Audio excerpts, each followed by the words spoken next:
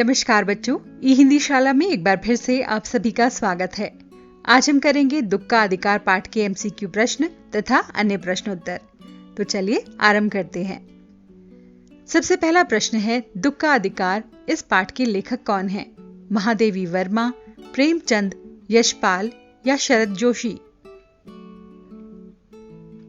बिल्कुल सही, यशपाल। समाज में मनुष्य का अधिकार और दर्जा कौन निश्चित करता है? ईश्वर, बुद्धि, व्यवसाय या हमारी पोशाक? बहुत सरल प्रश्न है। उत्तर है पोशाक। लेखक किसके रोने के कारण को नहीं समझ सका? राहगीर के, बुढ़िया के, दुकान वाले के या फिर राह चलते बच्चे के? उत्तर है बुढ़िया के। बच्चों, इस प्रकार के प्रश्न एक वाक्य के प्रश्नों में भी आ सकते हैं। वहां आपको क्या करना होगा? केवल पूरा प्रश्न का उत्तर सही से एक वाक्य में लिख देना होगा। अगला प्रश्न देखें। बुढ़िया रो रही थी क्योंकि उसके पास पैसे नहीं थे, उसका बेटा मर गया था, उसे लोगों की सहानुभूति चाहिए थी या वह बीमार थी? उत्तर है उसका बेटा मर गया था। भगवाना की मृत्यु कैसे हुई? बीमारी के कारण, सड़क दुर्घटना के कारण, सांप के काटने के कारण या इनमें से किसी से नहीं? चलिए अपने उत्तर से मिलान करके देखिए। सांप के काटने के कारण। अपने बेटे की जान बचाने के लिए बुढ़िया ने क्या किया? उसे जड़ी बूटी खिलाई, झांक फूंक कराने वाले ओझा को बुलाकर लेकर आई, डॉक्टर को बुलाकर लाई या उसने उपर्युक्त सभी कार्य किए? उत्तर है झाड़ फूंक कराने वाले ओझा को बुलाकर लाई। अगला प्रश्न।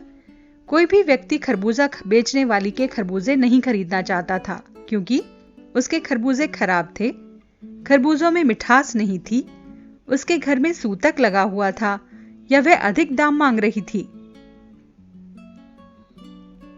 उत्तर है उसके घर में 13 दिन का सूतक था। अपने बेटे की मृत्यु के दूसरे दिन ही बुढ़िया खरबूजे बेचने के लिए क्यों मजबूर थी? उसके पोता पोती भूख से बिलख रहे थे, उसकी बहू को बहुत तेज बुखार था, उसे पैसों की जरूरत थी। सभी कथन सत्य हैं। आपको क्या लगता है उत्तर क्या होना चाहिए? बिल्कुल सही, सभी कथन सत्य हैं। भगवाना क्या काम करता था, यानी उसका व्यवसाय क्या था? फल सब्जियां बेचता था, खरबूजे बेचता था, मजदूरी करता था या फिर दूध बेचता था? उत्तर है फल सब्जियां बेचता था, जिसे कछियारी कहा जाता है। अगला प्रश्न। जवान बेटे की मृत्यु पर कितने दिन का सूतक रखता है? 11 दिन, 12 दिन, 13 दिन या फिर 14 दिन? चलिए देखें। 13 दिन का सूतक। लेखक ने अपनी तुलना किसके साथ की है? कटे हुए वृक्ष के साथ, कटी हुई पतंग के साथ, डाल से टूटे हुए फूल के साथ या फिर बंजर धरती के साथ? कटी पतंग के साथ। बुढ़िया कहां बैठकर खरबूजे बेच रही थी? दुकान के बाहर, फुटपाथ पर, घर के बाहर या फिर सड़क पर? उत्तर है फुटपाथ पर। अगला प्रश्न। बुढ़िया के दुख को देखकर लेखक को किसकी याद आ गई? अपनी मां की, अपनी दादी की, अपनी नानी की या पड़ोस की संभ्रांत महिला की? उत्तर है पड़ोस की संभ्रांत महिला की, यानी जो उसके आसपास रहती थी, एक अच्छे परिवार की स्त्री, उसकी याद आ गई। कहानी में लोगों ने किसे पत्थर दिल कहा? दुकानदार को, बुढ़िया को, भगवाना को या फिर ईश्वर को? उत्तर है बुढ़िया को। बुढ़िया के बेटे का नाम क्या था? चंदन, नंदन, भगवाना या ईश्वर? उत्तर है भगवाना। अगला प्रश्न। चाहते हुए भी लेखक बुढ़िया से उसके रोने का कारण नहीं जान सका क्योंकि उसने अच्छी पोशाक पहनी हुई थी, वह बहुत दुखी हो गया था, लोगों के व्यवहार के कारण या इनमें से कोई नहीं? उत्तर है उसने बहुत अच्छी पोशाक पहनी हुई थी। लेखक के अनुसार मनुष्य के जीवन में पोशाक बहुत महत्व रखती है, क्योंकि मनुष्य और दूसरे मनुष्य के बीच भेदभाव बता सकती है, मनुष्य के सामाजिक स्तर को दर्शाती है, खास परिस्थितियों में वो हमें झुकने नहीं देती। यह उपर्युक्त सभी कथन सही हैं। उत्तर होगा उपर्युक्त सभी कथन सही हैं, क्योंकि ये सभी मनुष्यों में भेद को बताती है कि कौन निचले स्तर का है, कौन मध्यम वर्ग का है और कौन उच्च वर्ग का है, और हमारे सामाजिक स्तर को दर्शाती है कि कौन अच्छी नौकरी करता है या कौन अच्छे व्यवसाय से संबंधित है, और हमें नीचे झुकने से भी हमेशा रोकती रहती है। तो मनुष्य के लिए बंद दरवाजे खोलने का काम कौन करता है? उसकी जरूरतें, उसकी पोशाक, सेवक या कोई भी नहीं?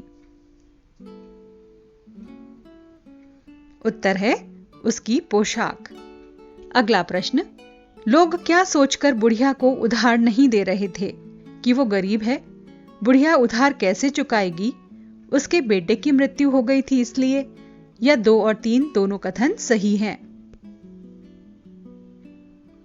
उत्तर है 2 और 3, क्योंकि बुढ़िया उधार कैसे चुकाती, उसके घर में कोई कमाने वाला नहीं था, उसके बेटे की मृत्यु हो चुकी थी।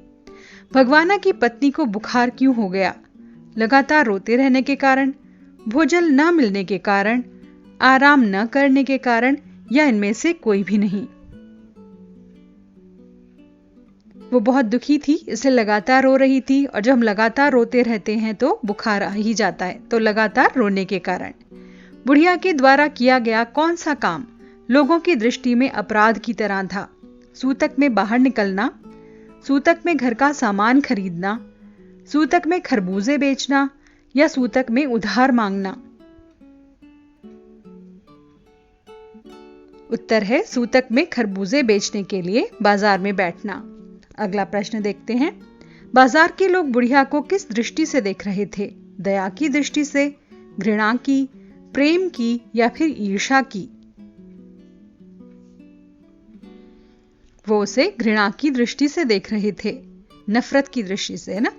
तो दादी ने पोता पोती को खाने के लिए क्या दिया? रोटी, हलवा, तरबूज या खरबूज? उत्तर है खरबूजे, जो कि भगवाना ने ही तोड़े थे। भगवाना को सांप के द्वारा डसने पर बुढ़िया किसे बुलाकर लेकर आई? डॉक्टर को, पड़ोसी को, ओझा को, या फिर गांव वालों को? उत्तर है ओझा को। अगला प्रश्न, कोई इसके खरबूजे खा लेगा तो उसका कैसे रहेगा? होशो हवास, मान सम्मान, ईमान धर्म, या उपर्युक्त सभी? उत्तर है धर्म और ईमान। शोक न करने, गम मनाने के लिए भी क्या चाहिए? पैसा, शांति, स्थान, या सहूलियत? उत्तर है सहूलियत। आकाश में उड़ती हुई पतंग को धरती पर कौन नहीं गिरने देता? हवा की लहरें, उसकी डोरी, भागते हुए बच्चे, या उसका अभिमान? उत्तर है हवा की लहरें। अगला प्रश्न, बुढ़िया और संभ्रांत महिला का दुख समान होते हुए भी अलग कैसे था? निराशावादी होने के कारण, आर्थिक असमानता के कारण, सामाजिक असमानता के कारण, या 2 और 3 दोनों कथन सही? उत्तर है 2 और 3। सांप के द्वारा डस लिए जाने पर भगवाना का शरीर कैसा पड़ गया था? काला, नीला, पीला, या लाल? उत्तर है काला। लोग बुढ़िया के बारे में कैसी बातें कर रहे थे? घृणित बातें, दुखद बातें, सुखद बातें, या फिर अजीबोगरीब बातें? उत्तर है घृणित बातें, यानी नफरत से भरी हुई बातें कर रहे थे। बच्चों, ढेर सारे इस प्रकार के एमसीक्यूज बनाए जा सकते हैं। आइए कुछ और एमसीक्यूज देखते हैं, उसके बाद करेंगे हम लघु प्रश्न और विस्तृत प्रश्न।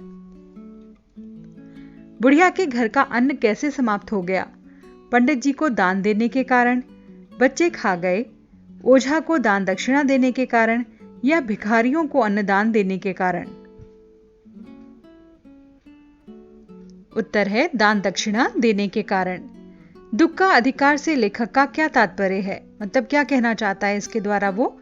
निर्धनता में दुख मनाना, दुख बनाने की सहूलियत, विवशता या फिर आर्थिक दबाव। इसका मतलब है दुख मनाने की सहूलियत, यानी हम कैसे सुविधापूर्वक दुख को भी मना सकते हैं। दुख का अधिकार कहानी के माध्यम से लेखक क्या संदेश देना चाहता है? गरीब आदमी को दुख की अनुभूति नहीं होती, निर्धन व्यक्ति को दुख व्यक्त करने का अधिकार नहीं है, दुख का अनुभव सभी को समान रूप से होता है, दुख व्यक्त करने का अधिकार केवल अमीरों को है।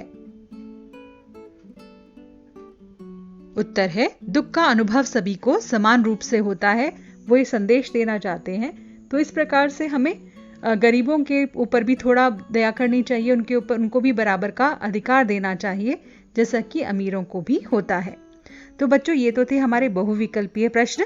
आइए अब करते हैं लघु प्रश्न, यानी कि 1 और 2 वाक्य में दिए जाने वाले प्रश्नों के उत्तर, और उसके बाद 20 से 30 शब्दों वाले, और उसके बाद 50 से 60 शब्दों वाले प्रश्न उत्तर।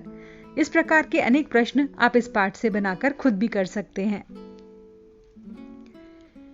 उस स्त्री का रोना देखकर लेखक के मन में एक व्यथा क्यों उत्पन्न हुई? ये आप सभी जानते होंगे क्यों दुखी हो गया था वो, क्योंकि वो जानना चाहता था कि क्या कारण है कि वो ऐसे रो रही है फुटपाथ पर बैठकर।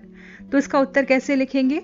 वो स्त्री खरबूजे बेचने के लिए आई थी, मगर खरबूजों की डलिया के पास बैठकर वो रो रही थी। उसके रोने का कारण क्या होगा? ये सोचने के कारण लेखक के मन में व्यथा उत्पन्न हो गई थी। दाढ़ी खुजाते हुए एक आदमी ने खरबूजे बेचने वाली स्त्री के बारे में कौन सी बात कही थी? दाढ़ी खुजाते हुए एक आदमी ने खरबूजे बेचने वाली स्त्री के बारे में कहा था, अरे जैसी नियत होती है अल्लाह भी वैसी ही बरकत देता है। आस पड़ोस की दुकानों से पूछने पर लेखक को किस बात का पता चला? अब ये अगर लघु प्रश्न है तो आप 1 या 2 पंक्तियों में लिख सकते हैं, और अगर विस्तृत है तो थोड़ा सा बढ़ाकर आप लिख सकते हैं। आस पड़ोस की दुकानों से पूछने पर लेखक को पता चला कि खरबूजे बेचने वाली का 23 साल का जवान लड़का सांप के काटने के कारण मर गया है, उसकी मृत्यु हो गई है। स्त्री को देखकर लेखक को कैसा लगा? स्त्री को देखकर लेखक बहुत ही दुखी हो गया, उसके मन में उसके प्रति दया की भावना जाग गई। बुढ़िया को कोई भी उधार क्यों नहीं देता था? क्या कारण था क्यों नहीं दे रहा था उसे कोई भी उधार? आप सभी जानते हैं कि उसके घर में जो कमाने वाला लड़का था उसकी मृत्यु हो गई थी, अब कोई कमाने वाला बचा नहीं था, तो अगर वो उसे उधार दे देते तो वो कौन चुकाता? तो यहाँ पर आप यही लिख सकते हैं कि उसके घर में कमाने वाला कोई नहीं था, बुढ़िया को अगर उधार पैसे कोई देता तो वापस मिलने की संभावना नहीं थी। यही कारण था कि बुढ़िया को कोई उधार नहीं देना चाहता था। पोशाक हमारे लिए कब बंधन और अड़चन बन जाती है? बच्चों, यहाँ पर हम जो सभी प्रश्न दे रहे हैं ये लघु प्रश्न के रूप में भी पूछे जा सकते हैं और विस्तृत के रूप में भी। तो लघु में यदि पूछे जाते हैं तो आप ज्यादा से ज्यादा 2-3 पंक्तियों में उत्तर दे दीजिए, और अगर विस्तृत प्रश्नों में उत्तर दिया जाता है तो वहां पर आप 7 से 8 पंक्तियां, 5 से 6 पंक्तियां इस तरह से उत्तर लिख सकते हैं। आइए इसका उत्तर देखते हैं। जब हम अपने से निचले स्तर के किसी दुखी व्यक्ति के साथ सांत्वना प्रकट करना चाहते हैं, यानी उसके साथ दुख साझा करना चाहते हैं, लेकिन उसे छोटा समझकर उससे बात करने में हमें झिझक महसूस होती है कि आसपास के लोग हमारे बारे में क्या कहेंगे, तब हमारी पोशाक उसके करीब जाने में बंधन और अड़चन बन जाती है, यानी हमें वो रोकती है। मनुष्य के जीवन में पोशाक का क्या महत्व है? मनुष्य के जीवन में पोशाक का बहुत महत्व है। पोशाक से ही मनुष्य की सामाजिक और आर्थिक स्थिति का पता चलता है कि ये इसका समाज में कैसा रुतबा है, क्या ये धनवान है, निर्धन है, ये पोशाक के द्वारा पहचाना जाता है। पोशाक ही मनुष्य को मनुष्य से अलग करती है। पोशाक ही उसे समाज में लोगों के बीच आदर सम्मान भी दिलवाती है और उसे नीचे झुकने से रोकती भी है। भगवाना अपने परिवार का निर्वाह कैसे करता था? यदि इस प्रश्न को लघु प्रश्न के रूप में देखा जाए तो आप केवल ये लिख सकते हैं कि वह कछियारी का काम करता था, जिससे पैसे मिलने पर अपना परिवार पालता था। अगर ये 25 से 30 शब्दों में लिखना हो तो कैसे लिखेंगे? भगवाना शहर के पास 1.5 बीघा जमीन पर हरी सब्जियां और फल उगाया करता था। वह रोज उसे सब्जी मंडी में या फुटपाथ पर बैठकर बेचा करता। इसी प्रकार वह कछियारी करके अपने परिवार का पालन पोषण करता था। अगला प्रश्न देखें। लड़के की मृत्यु के दूसरे ही दिन बुढ़िया खरबूजे बेचने के लिए क्यों चल पड़ी, क्या कारण था? चलिए देखें इसका उत्तर किस प्रकार से लिखा जाएगा। सांप के डसने के बाद लड़के की झाड़ फूंक करवाने, नाग देवता की पूजा कराने और लड़के की मृत्यु होने के बाद उसका अंतिम संस्कार कराने में घर में जो बचे हुए पैसे थे और राशन था वो खर्च हो गया। उसकी बहू को बहुत तेज बुखार आ गया था। बुढ़िया के पोता और पोती भूख से रो रहे थे। बुढ़िया को अपने पोता पोतियों के लिए भोजन जुटाना था, इसलिए लड़के की मृत्यु के दूसरे दिन ही खरबूजे बेचना जाना बुढ़िया की विवशता थी। वो मजबूर होकर ये काम कर रही थी। आइए अब देखें अगला प्रश्न। बाजार के लोग खरबूजा बेचने वाली स्त्री के बारे में कैसी कैसी बातें कर रहे थे, इन्हें आप अपने शब्दों में लिखेंगे। बाजार के लोग खरबूजा बेचने वाली स्त्री के बारे में तरह तरह की बातें कर रहे थे। अधिकतर लोग उसे घृणा की दृष्टि से देख रहे थे। बाजार में कोई उसे बेशर्म, तो कोई दूसरों की रोटी के टुकड़े पर पलने वाली, तो कोई उस पर थूक कर चला जाता था। किसी ने कहा कि लोगों के लिए रिश्ते नातों की कोई अहमियत नहीं होती, वो तो केवल रोटी को ही अहमियत देते हैं। तो इस प्रकार की बातें उसके बारे में हो रही थीं। बुढ़िया के दुख को देखकर लेखक को अपने पड़ोस की संभ्रांत महिला की याद क्यों आ गई? बुढ़िया के दुख को देखकर लेखक को अपने पड़ोस की संभ्रांत महिला की याद इसलिए आ गई क्योंकि उस महिला के पुत्र की मृत्यु पिछले ही साल हुई थी। पुत्र के शोक में वो महिला 2.5 महीने तक बिस्तर से नहीं उठ सकी थी। उसकी देखभाल में डॉक्टर और नौकर हमेशा लगे रहते थे। लोग उस महिला के दुख को देखकर बहुत दुखी हो गए थे। उसकी तुलना में गरीब होने के कारण लोग उस बुढ़िया को दुख और मजबूरियों को देखकर भी उसकी उपेक्षा कर रहे थे, उस पर ताने कस रहे थे। लेखक ने यह अनुभव किया कि उस बेचारी के पास तो रोने धोने का समय भी नहीं और अधिकार भी नहीं था। तो उस बुढ़िया को देखकर उसे उस संभ्रांत महिला की याद हो आई थी। पास पड़ोस की दुकानों से पूछने पर लेखक को क्या पता चला? अभी लघु प्रश्न में भी था, इसी को हम विस्तृत में कैसे लिखेंगे। पास पड़ोस की दुकानों से पूछने पर लेखक को पता चला कि बुढ़िया का 23 साल का एक जवान बेटा था, भगवाना। वो शहर के पास 1.5 बीघा जमीन पर सब्जियां उगाकर बेचा करता था। एक दिन सुबह सवेरे वह पके हुए खरबूजे जब तोड़ रहा था तो उसका पैर सांप के ऊपर पड़ गया। सांप ने उसे डस लिया, जिससे उसकी मृत्यु हो गई। उसके मरने के बाद घर का गुजारा करने वाला कोई नहीं था, मतलब घर में कमाने वाला कोई नहीं बचा। इसीलिए विवश होकर उसे अगले दिन खरबूजे बेचने के लिए बाजार में बैठना पड़ा था। लड़के को बचाने के लिए बुढ़िया माँ ने कौन कौन से उपाय किए, क्या क्या किया था? वो ओझा को बुलाकर लेकर आई थी, नाग देवता की पूजा भी कराई थी, दान दक्षिणा भी दी थी। तो वो सभी चीजें हम यहाँ पर लिखेंगे। लड़के को बचाने के लिए बूढ़ी माँ ओझा को बुलाकर लेकर आई थी, झाड़ फूंक करवाई, नाग देवता की पूजा की और साथ ही साथ घर का सारा आटा और अनाज दान दक्षिणा में दे दिया। उसने अपने पोते पोतियों और बहू की भी चिंता नहीं की थी कि ये क्या खाएंगे, क्योंकि उसे अपना बच्चा बचाना था। तो अपने पुत्र को बचाने के लिए वो जो भी उपाय कर सकती थी उसने सभी उपाय किए, किंतु भगवाना का शरीर जहर से काला पड़ चुका था, उसे बचाया नहीं जा सका। अगला प्रश्न है, लेखक ने बुढ़िया के दुख का अंदाजा कैसे लगाया, कि मतलब ये बुढ़िया कितनी दुखी होगी, उसका दुख कैसे अनुमान लगा सकता था लेखक? तो उसके लिए उसने क्या किया था, उस संभ्रांत महिला को याद किया था जो उसके पड़ोस में रहती थी। तो दोनों के दुख को उसने कंपेयर किया, उनमें तुलना की, तो समझ गया कि ये बुढ़िया इस समय कितनी दुखी होगी। उत्तर कैसे लिखेंगे विस्तार से?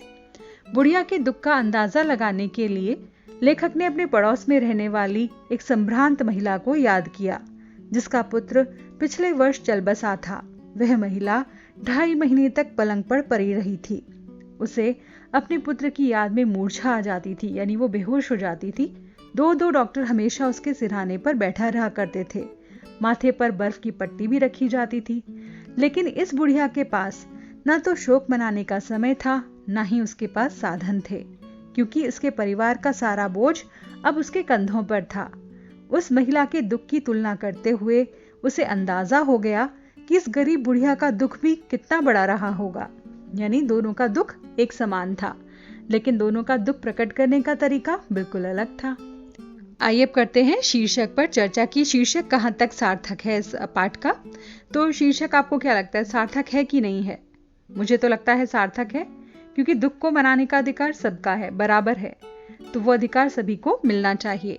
तो उन्होंने यहाँ पर किस तरह से बताया है, पाठ का शीर्षक पूरी तरह से सार्थक है, क्योंकि दुख प्रकट करने का अधिकार व्यक्ति की परिस्थिति के अनुरूप होता है। मतलब जैसी हमारी सिचुएशन होती है उसके अकॉर्डिंगली हम दुख मना लेते हैं।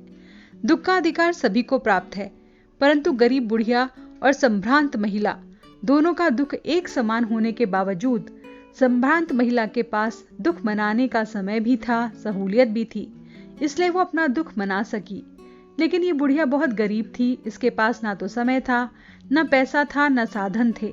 उसके कंधे पर अपने परिवार के पालन पोषण का भार भी था, इसीलिए उसके पास अपने पुत्र के शोक को मनाने का अधिकार नहीं था। तो यहाँ हमें लगता है कि पाठ का जो शीर्षक है बिल्कुल अच्छी तरह से पूरी तरह सार्थक है कि दुख का अधिकार किसे है, ये बताना चाहता है लेखक यहाँ पर। आइए अब करते हैं अंत में आशय स्पष्ट कीजिए, यानी कि आपको इन पंक्तियों का भावार्थ बताना है कि लेखक यहाँ क्या कहना चाहता है। जैसे वायु की लहरें कटी हुई पतंग को सहसा भूमि पर नहीं गिरने देती, उसी तरह से खास परिस्थितियों में हमारी पोशाक हमें झुकने से रोके रहती है। तो इन पंक्तियों का आशय क्या है कि जिस तरह से पतंग कटने के बाद भी हवा के झोंकों के साथ उड़ती रहती है, उसे अचानक से धरती पर नहीं गिरने देती, ठीक उसी प्रकार से हमारे कपड़े भी स्तर से नीचे के लोगों को सुख और दुख में शामिल होने से हमें रोक लेते हैं। यानी हम ऐसा करने में संकोच कर जाते हैं, हम उनके साथ नहीं बैठते। इनके लिए बेटा बेटी खसम लुगाई धर्म ईमान सब रोटी का टुकड़ा है।